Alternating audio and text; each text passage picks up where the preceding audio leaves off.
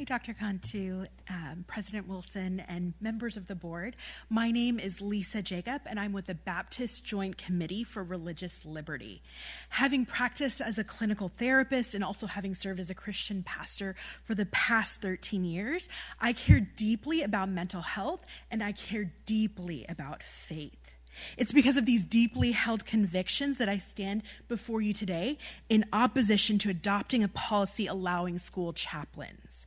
I greatly appreciate Dr. Cantu, the superintendent's recommendation to reserve hired counseling roles for trained and certified school counselors who have the knowledge, skills, and accountability needed to promote safe and healthy environments.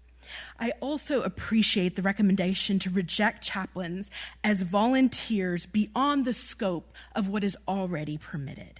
There's already a pipeline in place for adults to volunteer, whether they're a chaplain, a doctor, a pilot, or a city official. Codifying chaplains as employees or volunteers, specifically as chaplains, and apart from what is already set into practice by Mansfield ISD, panders to politicians and a small group of outspoken individuals who do not represent the majority of constituents within this district. Additionally, there are no specific protections put into place that keep chaplains from proselytizing.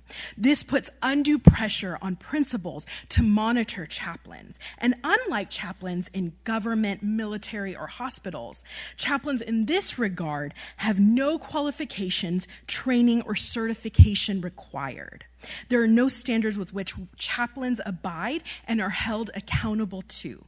This poses an unnecessary safety risk, and this also removes parental consent as chaplains can counsel children without parental approval. My organization has put together a letter signed by over 170 Texas chaplains who have actually been professionally trained and certified, documenting that chaplains themselves do not want to see unqualified and unaccountable chaplains in our public schools. Additionally, allowing chaplains is an infringement on the rights of those who do not practice the same faith traditions. Being in one of the most diverse regions of our state, if we are truly to love our neighbors as ourselves, we must love our neighbors in the way they long to be cared for. Would you want people of other beliefs or faith traditions counseling your children on matters of faith? Loving our neighbor means honoring the separation of church and state, protecting inclusive environments, and putting the needs of marginalized communities in the forefront of how we approach policy and public education. Thank you for your time today. Again, a vote against this policy, in opposition to this policy, is a way to love our neighbors well. Thank you. Thank you.